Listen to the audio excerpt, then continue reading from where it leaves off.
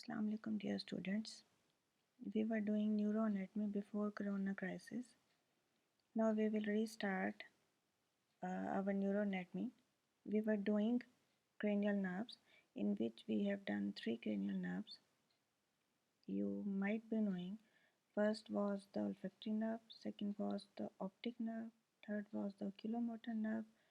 Today we will start with the trochlear nerve. Trochlear nerve is the fourth cranial nerve. By the end of this lecture, you will be able to answer what is trochlear nerve, why this is called so, where its nucleus is located, and its codes, definitely, and its functions. And in the end, you will be able to recognize its lesions. Why this is called so? Uh, Trochlea is a pulley that is present within the orbit. The tendon of superior oblique muscle. This trochlear nerve, it supplies the superior oblique muscle. The tendon of this superior oblique muscle it passes through this pulley. So this nerve is named after that. So this we use mostly this abbreviation SO4 that denotes superior oblique, and it is supplied by the fourth cranial nerve. Now I will show you the pulley. Here this is the trochlea, and this is the tendon of the superior oblique muscle. This is the orbit. This is the medial wall of the orbit. This is the lateral wall of the orbit, and this trochlea is attached at the junction of superior wall of the orbit and medial wall of the orbit. And the tendon of superior oblique, it passes through this pulley. Trochlear nerve is purely motor nerve, and its main function is turning the eyeball downwards and laterally. It downwards and laterally. It arises from the posterior surface of the midbrain, and it ends by supplying the superior oblique muscle. And it exits the skull by passing through the superior orbital fissure. Now, this is the short course of the trochlear nerve. This is the brainstem. Brainstem is present within the foramen magnum. It rests along the basio-occiput. This is the trochlear nerve. This is the trochlear nerve. It arises from the posterior aspect of the brainstem, and it winds around the cerebral peduncle. It enters into the cavernous sinus, then it enters into the superior orbital fissure, and it enters into the orbit and supplies the superior oblique muscle.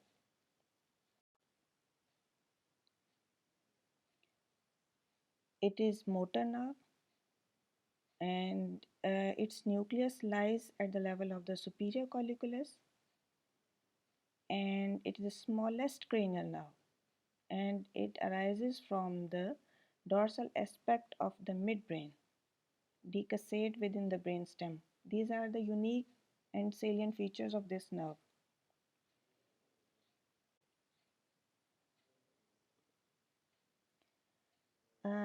You can clearly appreciate the location of the trochlear nerve. This is the section of the midbrain at the level of the inferior colliculus. The trochlear nucleus is present on both sides of the midline. The trochlear nerve arises and it travels laterally and posteriorly to reach the posterior aspect of the cerebral aqueduct. Here, the both nerves of both sides, they decussate within the posterior surface of the midbrain, from where they go towards the eye. We will do its detailed course in the next slides. Firstly, we come to the nucleus. The nucleus of the trochlear nerve it is present at the level of the inferior colliculus. The nucleus of the trochlear nerve, it receives connections from three sources. Firstly, it receives connection from the corticonuclear fibers from both the cerebral hemispheres. Corticonuclear fibers, they come to this nucleus from the cerebral hemisphere, both cerebral hemispheres. Then we come to the tectobulbar fibers. It receives tectobulbar fibers which connect it to the visual cortex through superior colliculus. It also receives fibers from the medial longitudinal fasciculus by which it is connected to the nucleus of the third, sixth, and eighth cranial nerves. You will clearly come to the pathway of the oculomotor nerve. Pathway of the oculomotor nerve, it um, it is divided into some sections. Now we come to the first section. It emerges from the posterior surface of the midbrain beneath the inferior colliculus. This is the inferior colliculus, and these are the fibers of the trochlear nerve. It passes below the inferior collicular level. There is decussation at the posterior surface of the midbrain. Now we come to the next level. It curves around the lateral surface of the cerebral peduncles. How this crosses them? You can appreciate here, this is the trochlear nerve, arises from the right side, decussate towards the left side, and it surrounds the cerebral peduncle. These are the cerebral peduncles. These are cerebellar peduncles here, and above the cerebellar peduncle there are cerebral peduncles. It winds around them and it courses forwards to enter into the cavernous sinus. How can you see this nerve at the base of the brain? This is the schematic diagram of all the cranial nerves that are present at the base of the brain. This is the oculomotor nerve, and lateral to the oculomotor nerve you can appreciate the trochlear nerve. Now we left the cranial nerve at the level of curving around the cerebral peduncle. Now it enters into the cavernous sinus. Where this cavernous sinus lies, this is the diagram of interior of the skull. This is the anterior cranial fossa, this is the middle cranial fossa, and this is the posterior cranial fossa. Cavernous sinus lie within the midline in the middle cranial fossa. This is the body of the sphenoid. On both sides of the body of the sphenoid, there are cavernous sinuses. In the cavernous sinus, this nerve is present just below the oculomotor nerve. That was the third cranial nerve. This is the oculomotor nerve. This is the trochlear nerve, fourth cranial nerve. This is the pituitary gland. This is the body of the sphenoid. On both sides of the body of the sphenoid, there are two cavernous sinuses. And in the lateral wall of the cavernous sinuses, there are cranial nerves. In the superior most portion of the lateral wall, there is oculomotor nerve. Below that, there is trochlear nerve. Below that, we can appreciate the three divisions of the trigeminal nerve. We will do it afterwards. Now, within the cavernous sinus, you might be clear now. From the cavernous sinus, the nerve enter into the superior orbital fissure. Where is this superior orbital fissure? Here it comes. This is the lesser wing of sphenoid, and this is the greater wing of sphenoid. The junction of both, at the junction of both lesser wing and greater wing. Lesser wing and greater wing, there is present superior orbital fissure. In the next slide, it will be more clear. Here it comes. This is the lesser wing and this is the greater wing, part of the greater wing. And from the cavernous sinus, this is the trochlear nerve. It enters into the superior orbital fissure along with the oculomotor nerve. This is more clear. This is the oculomotor nerve.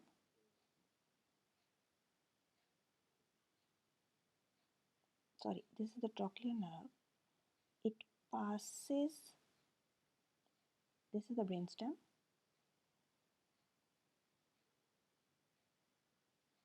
This is the oculomotor nerve. Here it is going. Okay, follow this one. Here it is going along with the oculomotor nerve. This is the oculomotor nerve. This is the trochlear nerve. They both are going and they are traveling on the lateral wall of the cavernous sinus, and they enter into the orbit by passing through the superior orbital fissure from its lateral part. This is the lateral part. This is the opening of the superior orbital fissure. This is the medial part. This is the middle part, and this is the lateral part. It enters into the orbit by superior orbital fissure from its lateral portion. After entering into the superior orbital fissure, it enters into the orbit and it travels medially.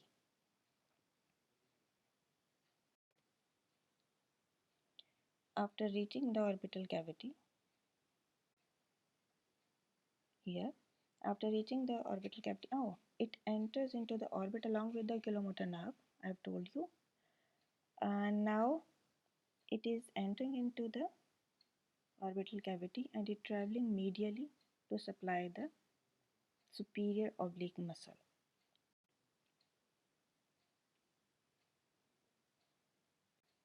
Here it is. The total course or the summary of the nerve. This is the trochlear nerve arising from the posterior aspect, dorsal surface of the midbrain, coming forwards. Here was the cavernous sinus. From the cavernous sinus, it traveled forwards into the superior orbital fissure. Here it comes into the orbital cavity. It travels superiorly and medially to supply the superior oblique. This is the superior oblique muscle. You can appreciate a trochlea here and the fibers of the superior oblique muscle. This is the short summary of the nerve. This is the brainstem. Now we come to the functions of the cranial nerve. There are two functions of the cranial nerve. Mainly, it supplies the superior oblique muscle. The function of the superior oblique muscle is to turn the eyeball downwards and laterally. In this figure, you can appreciate clearly. This is the medial canthus of the eye. This is the lateral canthus of the eye. And this is the direction of the superior oblique muscle. It shows that the eyeball will move downward and laterally. This is depression or the downward movement. This is the elevation, and this is the lateral movement that is known as the abduction. This is the medial movement that is known as the adduction. Now look at the arrow. The arrow is going downwards and laterally. This is showing the action of the superior oblique muscle. In case of trochlear nerve palsy, the downward, just look at this eye, right eye of this girl. The right Look at the eyeball. The eyeball has turned upward and medially. Clearly, this is against the action of the superior oblique muscle. So, in this case, the superior oblique has been paralyzed. The inferior oblique is functioning unopposed, so the eyeball is turned upwards and medially when the girl is looking forward in the anatomical position. The secondly, double vision is also a lesion that is found in case of trochlear nerve palsy, that is known as the diplopia.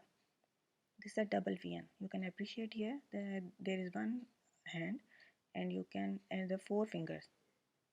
You will see in case of trochlear nerve palsy, two hands and eight fingers. That's it. Today we will end here with our um, trochlear nerve. Next time we will study the sixth cranial nerve, that is abducent nerve. Thank you for your attention. Any questions, please?